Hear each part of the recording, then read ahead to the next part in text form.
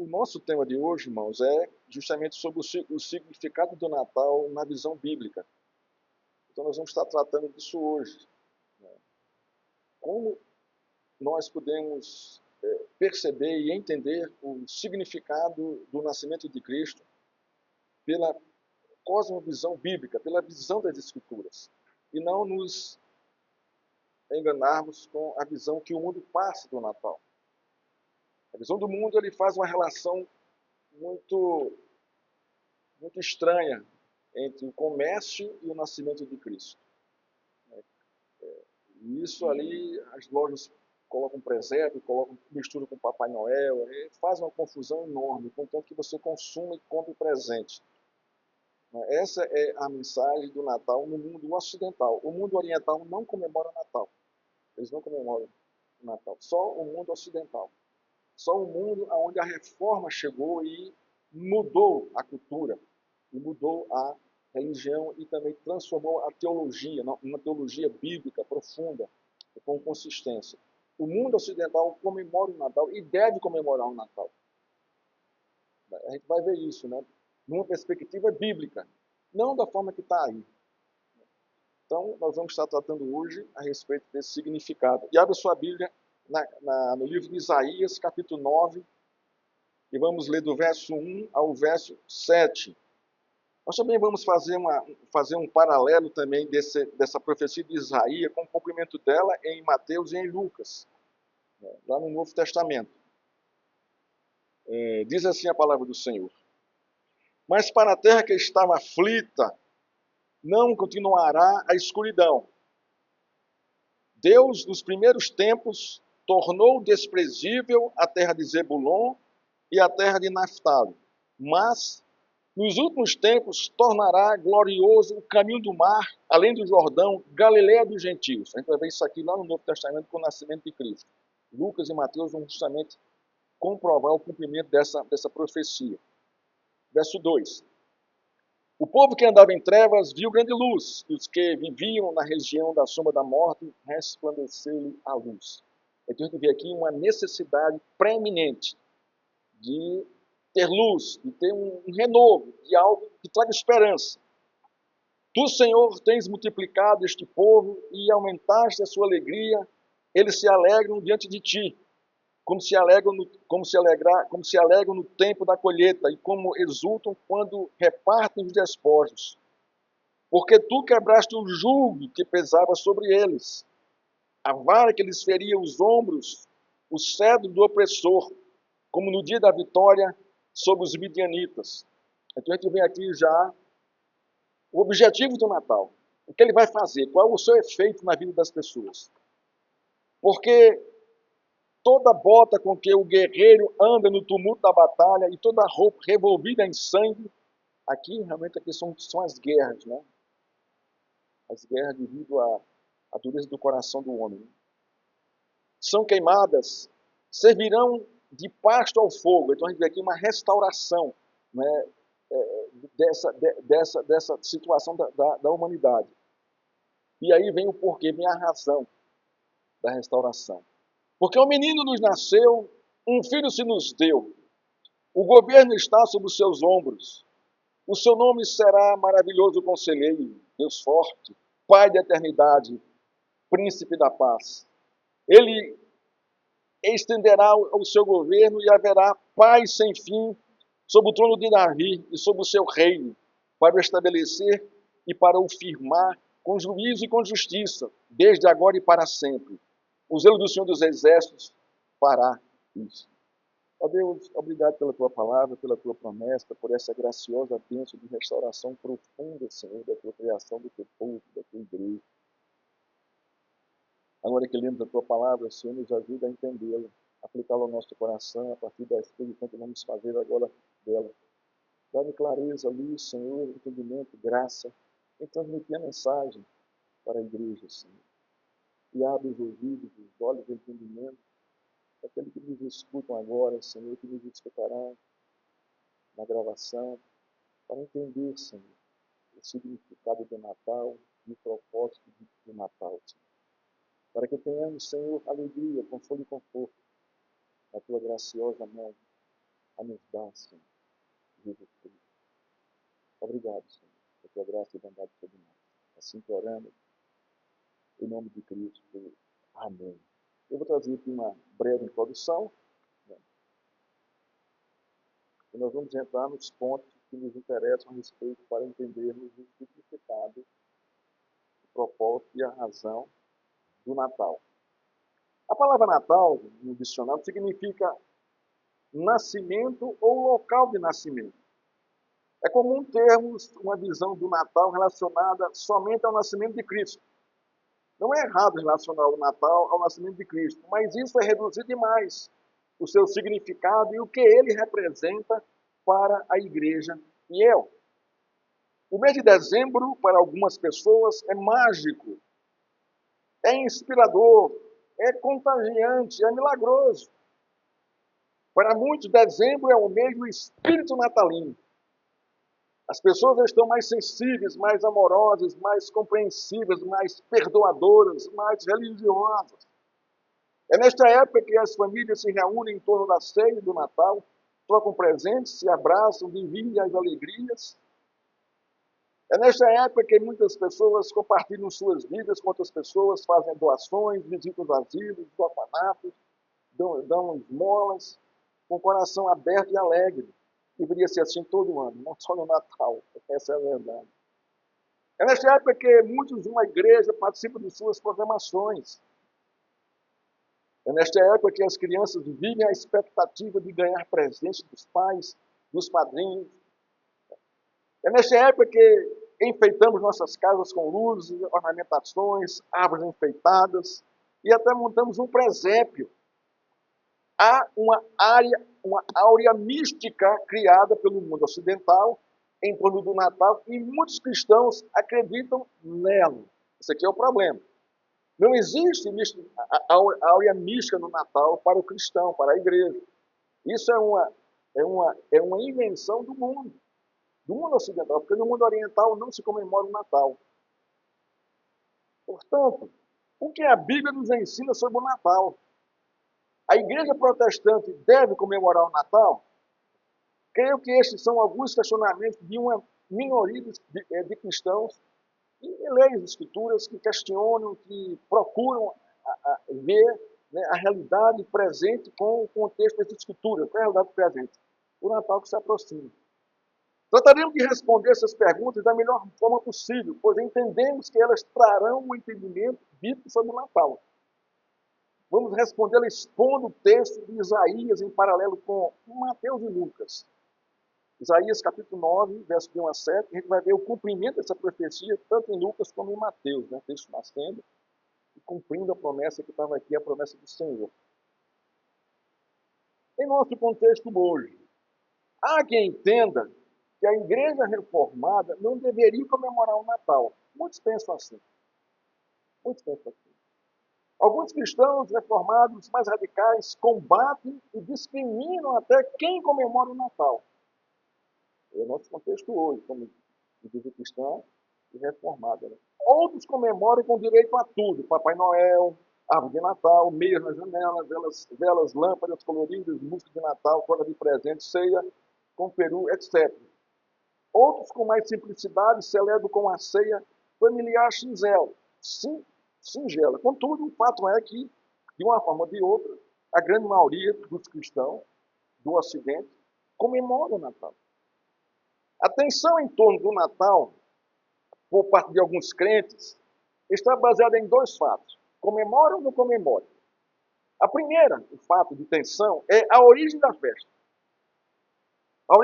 A origem estava dessa festa pagã, chamada de Saturnália, onde há troca de presentes e visitas a amigos. Então, a origem da festa é uma festa pagã chamada de Saturnália, onde eles dividem os presentes, comemoram isso. A segunda tensão de comemorar o Natal ou não é com relação à falta da visão bíblica correta a respeito do Natal. A Igreja Reformada do século XVI, em Genebra, comemorava o Natal com toda reverência, zelo, gratidão e louvor a Deus. Olha que coisa interessante. Quem estava em Genebra nesse século aqui? João Calvino. Era o mesmo mentor da teologia, né, que se espalhou por todo o Ocidente. Né? O calvinismo, né, não foi invenção dele, foi invenção dos seus discípulos depois, que pegam a teologia dele e disseminam, né, e ensinam e tal. Mas a igreja de Genebra, né, ao sul, né, a teologia calvinista, ela comemorava o Natal. Abre aspas. As 5 festas da igreja reformada eram. Então, a igreja reformada, naquele contexto, comemorava 5 festas. Natal, Sexta-feira Santa, Páscoa, Ascensão e o derramado do Espírito Santo. Quem disse isso foi o pastor Ernesto Maia, teólogo pesquisador da nossa teologia. Então, irmãos, isso aqui nos dá bastante consolo e conforto, né, para nós não estarmos em tensão. Se nós comemoramos o Natal dentro da perspectiva bíblica, é o que nós vamos ver aqui agora. Como vou comemorar o Natal dentro da perspectiva bíblica? Qual o fundamento? Qual é a motivação para que eu comemore o Natal? O que eu devo focar? Em que ou em quem eu devo focar? Então vamos tratar esse tema em 3 pontos, para entendermos o significado do Natal no contexto das Escrituras. Primeiro, as circunstâncias para o Natal. Quais foram as circunstâncias que se originou o Natal? Segundo, vamos entender que o Natal é um presente dado por Deus. É o segundo ponto. E o terceiro ponto, que o Natal revela o Salvador. Então, já nesses pontos aqui, a gente começa a entender que o Natal bíblico, irmãos, é algo que vem do coração de Deus, não é invenção do homem. Não é minha e sua invenção isso. É Deus que promove essa graça, né, e essa festa, essa comemoração. Então vamos aqui primeiro entender as circunstâncias do Natal. Isaías, capítulo 9, do verso 1 ao verso 5. Diz o texto. Vamos entender aqui as circunstâncias que permeiam, que retratam, que formam o quadro para o surgimento do Natal. De 1 a 5. Mas para a terra que estava aflita, então havia uma aflição, não continuará a escuridão. Então nós temos aqui aflição e escuridão, no contexto onde vai surgir o Natal. Deus, nos primeiros tempos, tornou desprezível a terra de Zebulon e a terra de Naftali. Então, há um desprezo de Deus por causa de quê? Da idolatria, da rejeição de Deus. Mas, nos últimos tempos, tornará glorioso o caminho do mar, além do Jordão, Galileia do Gentil. Então, há uma promessa de restauração de Deus aqui para o seu povo. O verso 2 vai trazer de novo aqui o contexto do texto, o contexto do Natal. O povo que andava em trevas, então havia trevas. Havia temor, havia medo, havia insegurança. Né? Treva aqui é escuridão. É tudo isso. Viu grande luz. Então, olha só o que está acontecendo aqui. As trevas vão sair, vão fugir. Na região da sombra da morte, olha só, havia, né, o desespero, a angústia de uma morte eminente que ninguém tinha domínio sobre ela. Porque o povo está aqui sendo o quê? Cativo, está aqui sob o domínio de outra nação. Resplandeceu-lhe a luz. Então a morte vai sair do contexto.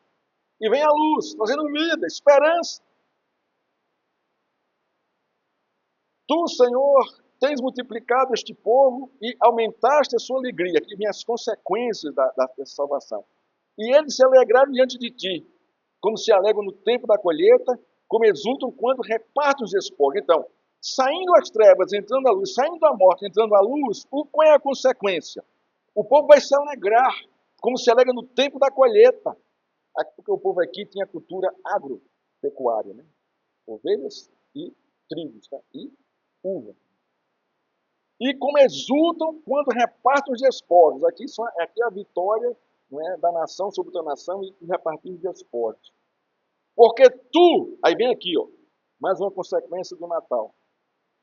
Porque tu quebraste o jugo que pesava sobre eles, a vara que lhes feriam os ombros, o cetro do seu opressor. Aqui é a nação que oprime Israel. Isso vai ser tudo tirado, destruído.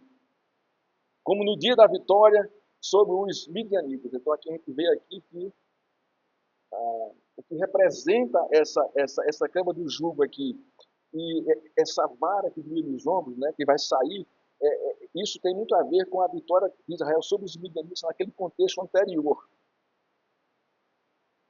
O verso 5, porque toda bota com que o guerreiro anda no tumulto da batalha e toda roupa revolvida em sangue, então vem aqui a aflição, né, das guerras, das perdas, a dor, o sofrimento, né, das famílias serão queimadas, isso vai deixar de existir, servirão de pasto ao fogo.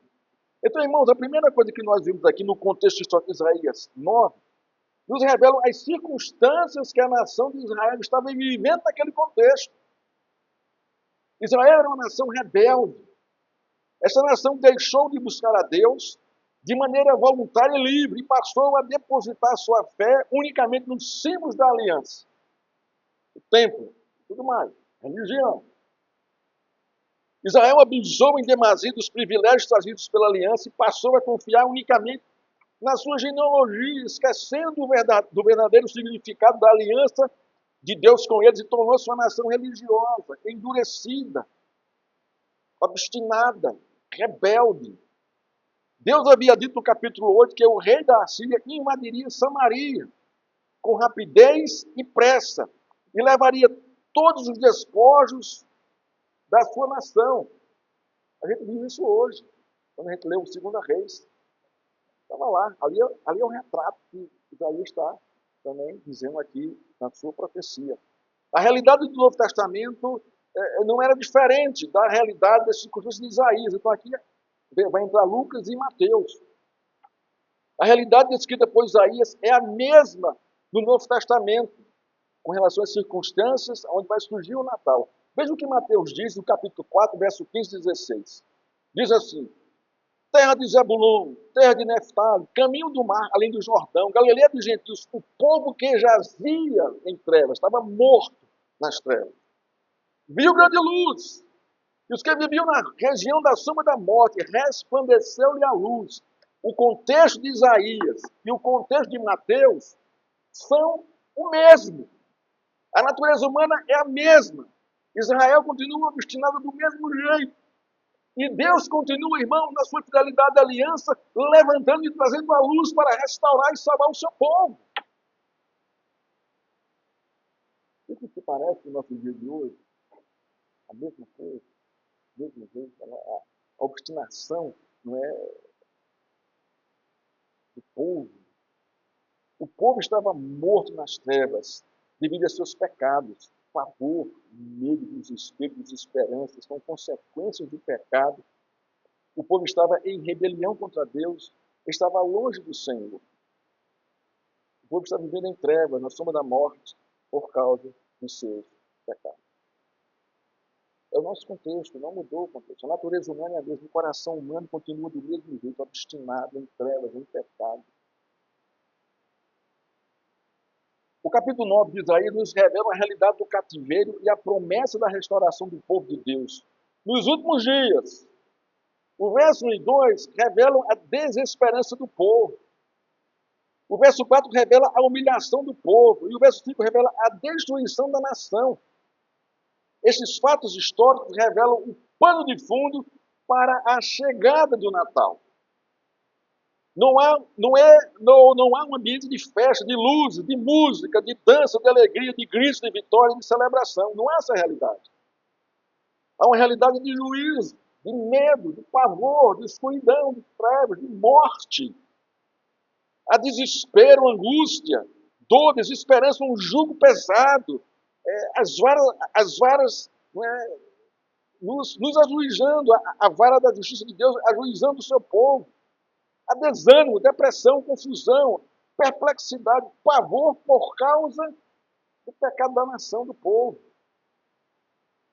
O povo está, irmãos, completamente arrasado, humilhado, desfigurado por causa do cativeiro assim que se aproxima.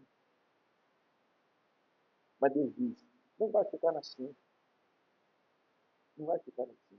É nesta realidade que Deus providencia no Natal. Olha só, irmão.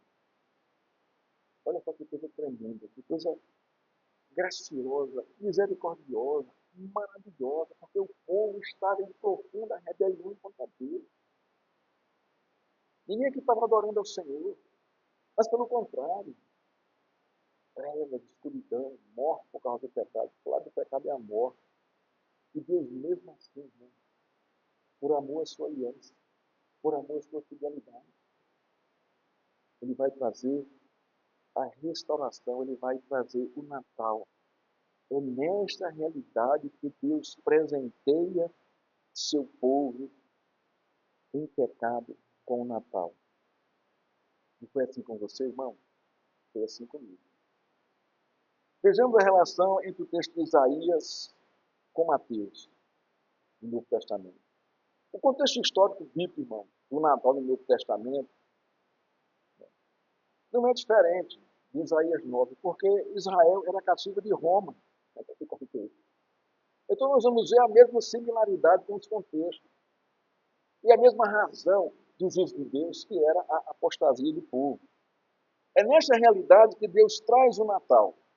O povo que estava morto nas trevas viu grande luz. O povo que vivia na sombra da morte resplandeceu-lhe a luz. Esta era, ou esta é, a nossa realidade. Este foi o nosso contexto de vida, antes de nós nos convertermos. Mas Deus, em sua rica misericórdia, nos deu o Natal, iluminou nossas trevas, Deus resplandeceu em nossa vida com a luz de Cristo. Estávamos mortos pelos nossos pecados.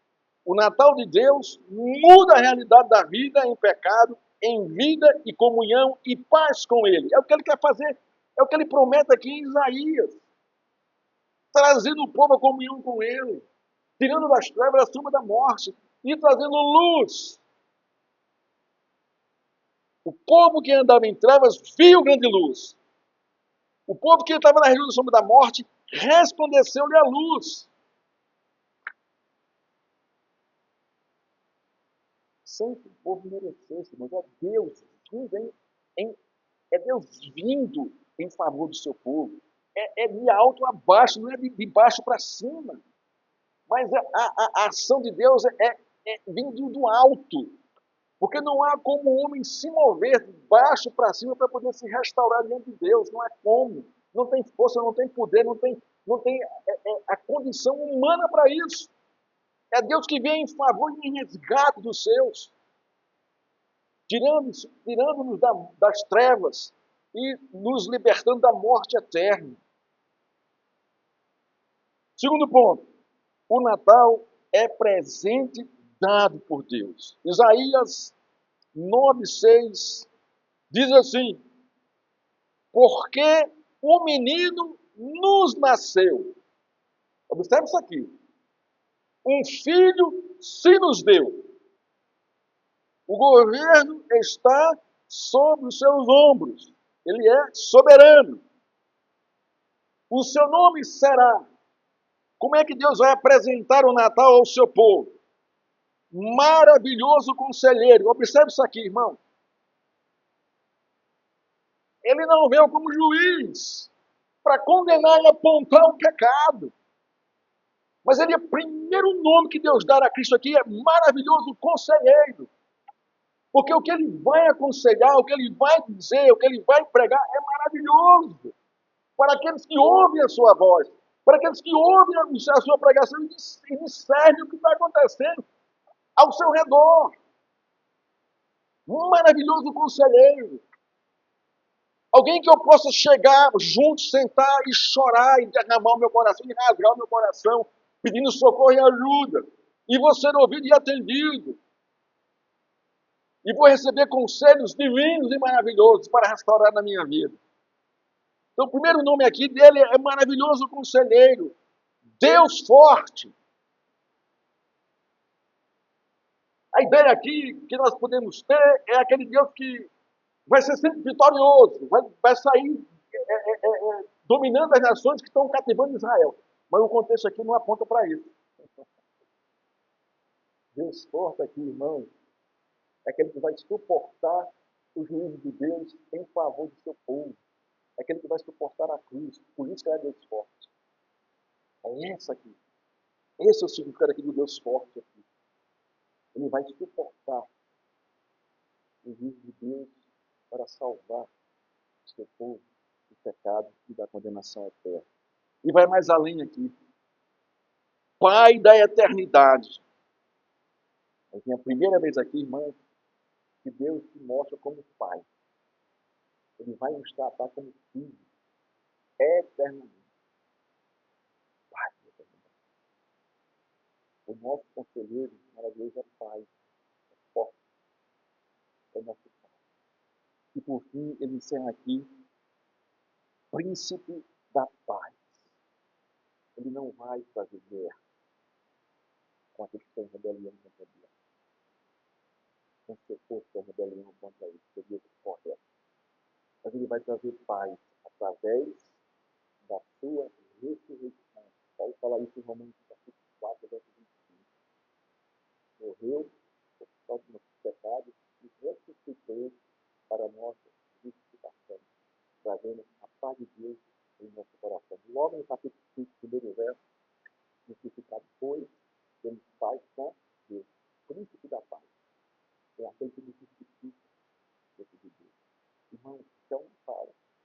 É como Deus apresenta, como Deus mostra, como Deus abre o seu presente. Observe como Isaías inicia o verso 6. Porque um menino nos nasceu. Podemos traduzir assim. Porque uma criança nos é nascida. Aqui está na voz do que? Passiva. Então não tem nada a ver com a história aqui. É Deus que está dando. Nasceu para cumprir seu propósito para nos salvar. Há um porquê que antecede esta verdade e expressa a razão para o nascimento do menino. A razão está expressa no contexto histórico que acabamos de reconhecer. Trevas, morte, desespero.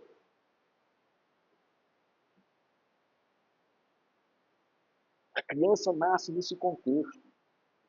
O poder desta verdade está em Deus agir, fazendo seu filho nascer nesse contexto, dentro desse contexto. Não havia nada de bonito, atraente, cheiroso na história da humanidade para comover o coração de Deus, para que ele presenteasse o seu povo, dando-lhe o seu filho. O melhor presente, o mais sublime, o mais caro presente da história da humanidade. Deus simplesmente faz nascer seu filho para um mundo caído em pecado. Jesus nasce para um povo aflito em trevas. Jesus nasce para pecadores. Jesus nasce pela vontade de Deus e não por causa da bondade humana. Deus nos dá, Deus envia, Deus faz nascer, traz o Natal para a humanidade em angústias e em trevas. Jesus é o Natal de Deus para os homens caídos numa terra em trevas e em profunda escuridão e morte espiritual. Esse é o coração de Deus, irmãos. Exposto, revelado, claro para mim e para você, na profecia de Isaías, nos textos de Mateus e Lucas. Qual o propósito de Deus, irmão? Em nos trazer o Natal é simplesmente esse. Quebrar o nosso coração com a luz de Cristo, com o seu conselho, com o seu senhorio, com a sua salvação, com a sua justificação, para que nós tenhamos comunhão com Ele. Esse é o motivo de nós comemorarmos o Natal.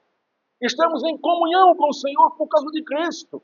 A Deus toda a honra e toda a glória. A Cristo toda a honra e toda a glória. Glorioso é o Natal do Senhor, que nós comemoramos, nós devemos comemorar com essa intenção, com essa motivação, com esse entendimento. Natal bíblico.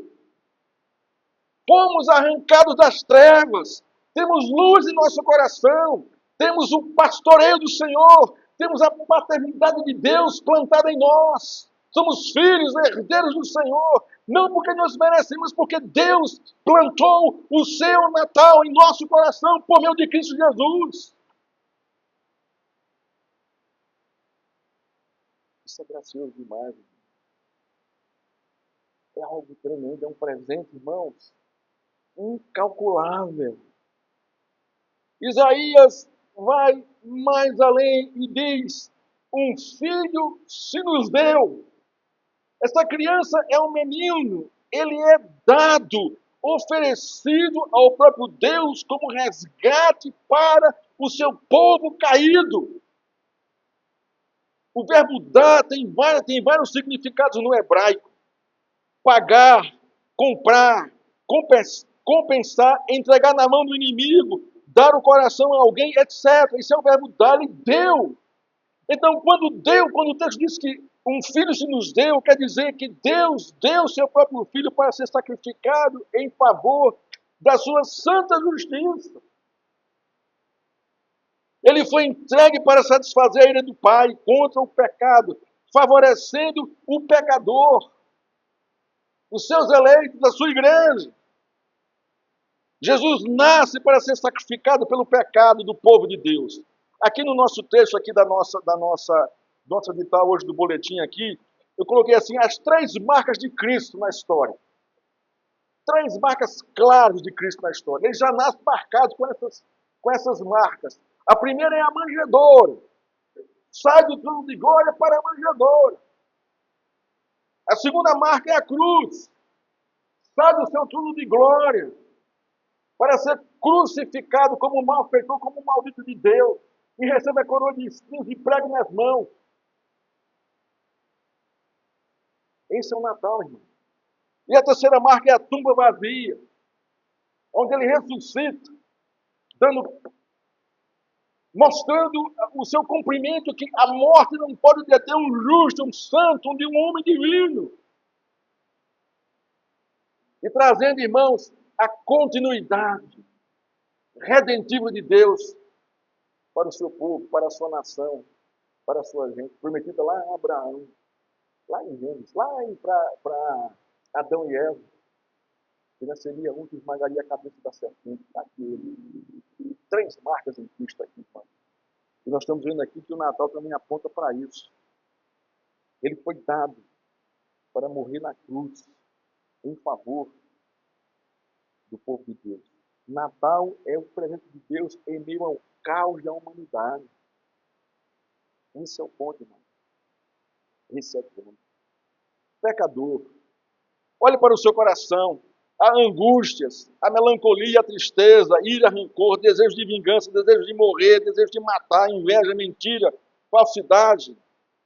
Isso é aflição, isso é trevas, isso é a vara do pecado que açoita, escraviza, destrói o seu coração.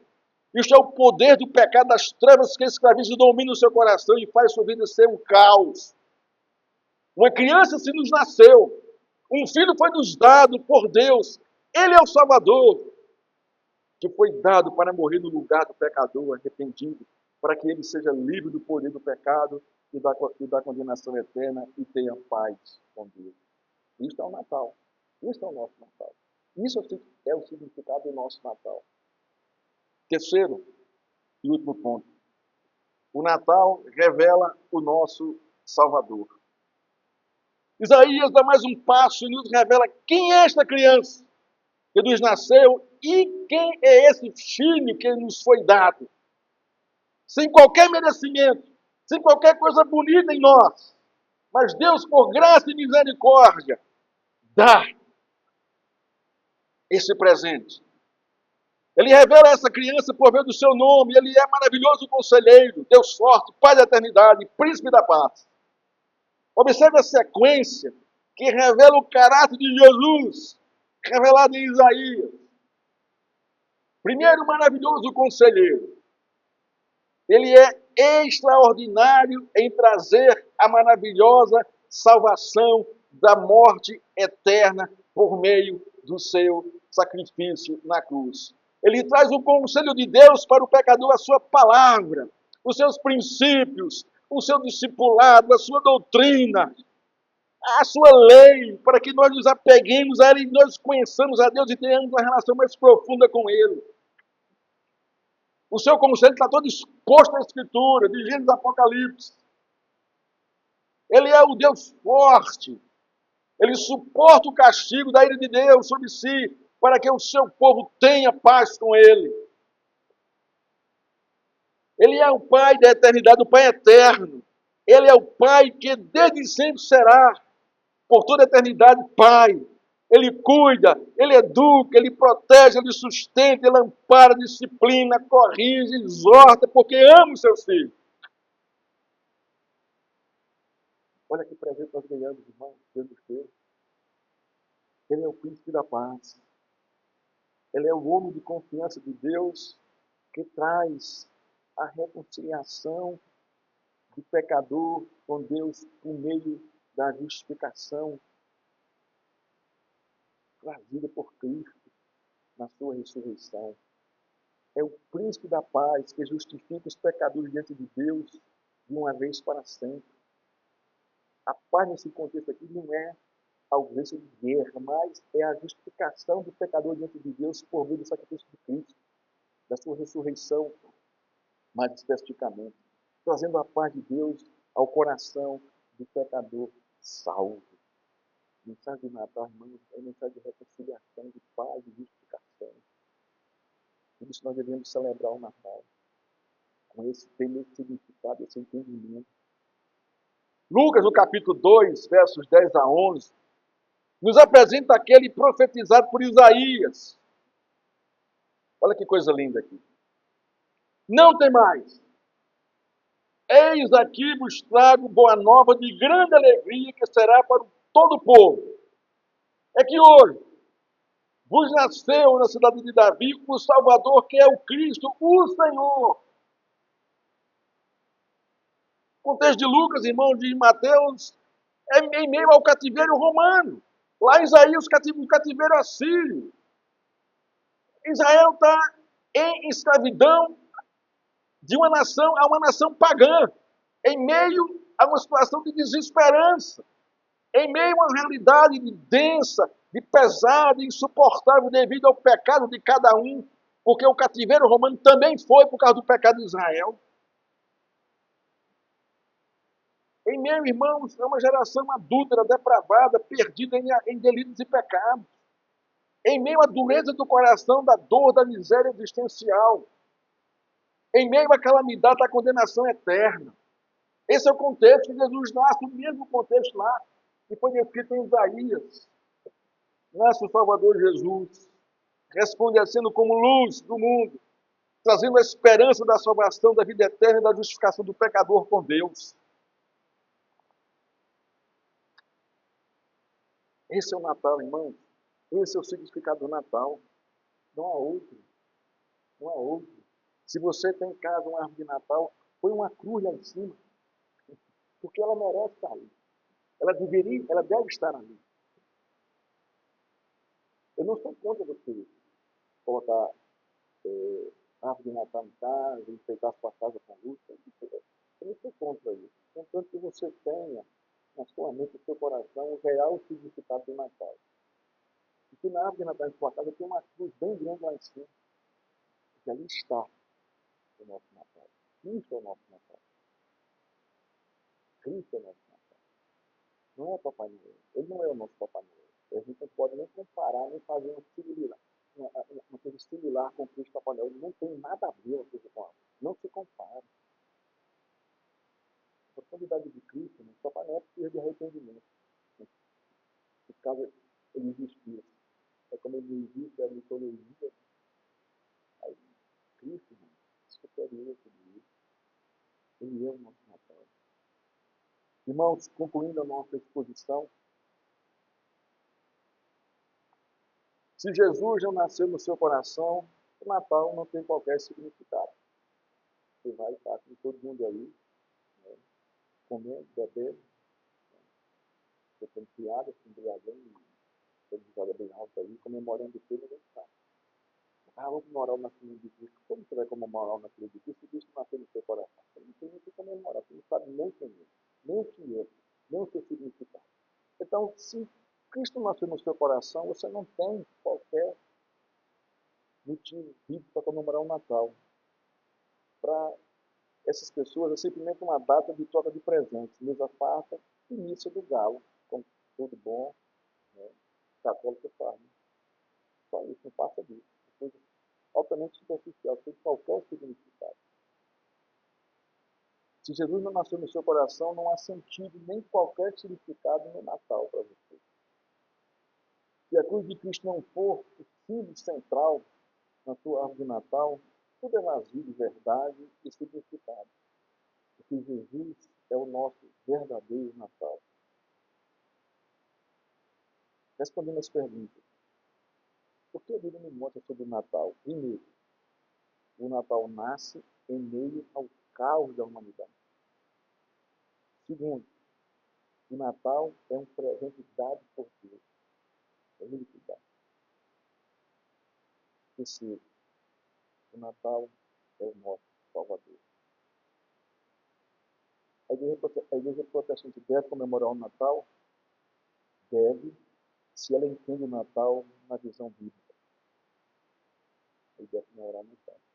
Na família, leia o texto de Isaías ou o texto de Mateus ou de Lucas, e mostra o nascimento de Cristo. Por que ele veio? A razão que ele veio. Está lá tudo lá. Tudo exposto lá. Vista de Cristo para as trevas do coração do homem.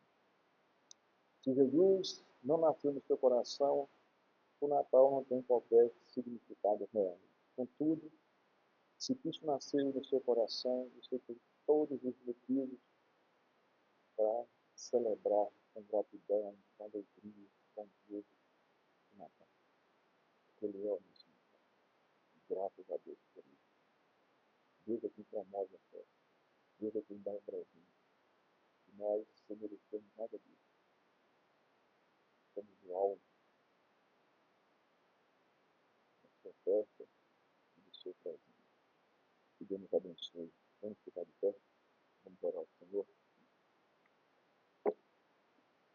Ó Deus, nós nos alegramos, Pai, quando lemos esse texto de Isaías, quando lemos também o texto de Mateus e Lucas, que trata do nascimento de Cristo.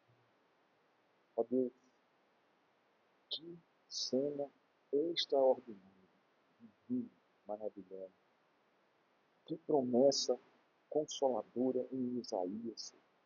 E que cumprimento, Senhor, maravilhoso, abençoador em Lucas e em Mateus, com a vida do nosso Salvador, aquilo prometido por Isaías 9, Senhor.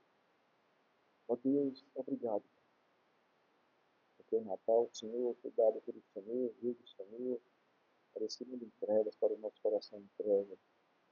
E Deus trazendo luz, a luz do Senhor, que liberta, a luz do Senhor que traz entendimento, que nos leva a comunhão contigo, que nos justifica, que nos salva, que nos faz ver a Cristo, Senhor, por meio da tua palavra. Obrigado pelo teu conselho exposto, escrito em toda a tua palavra, Senhor, a tua paternidade, o teu pastoreio, o Deus forte que suportou nossos pecados na cruz para nos dar a salvação, o príncipe da paz, que nos justifica diante de Deus, que nos faz pelo Senhor, mesmo nesse mundo ainda em trevas, em juízo. Ó Deus, que presente. Ó Deus, obrigado por Cristo. Obrigado, Senhor, pela encarnação de Cristo, pelo Natal, Senhor. Sempre grato por isso. Toda honra, toda glória seja dada ao teu nome. Que a graça do nosso Jesus Cristo, que o amor do Pai, e que a justa consolação do Espírito Santo esteja com esta igreja, com todo o povo de Deus espalhado por esta terra. Fora vem, Senhor, vem para a tua igreja. Assim te aguardamos. Aleluia.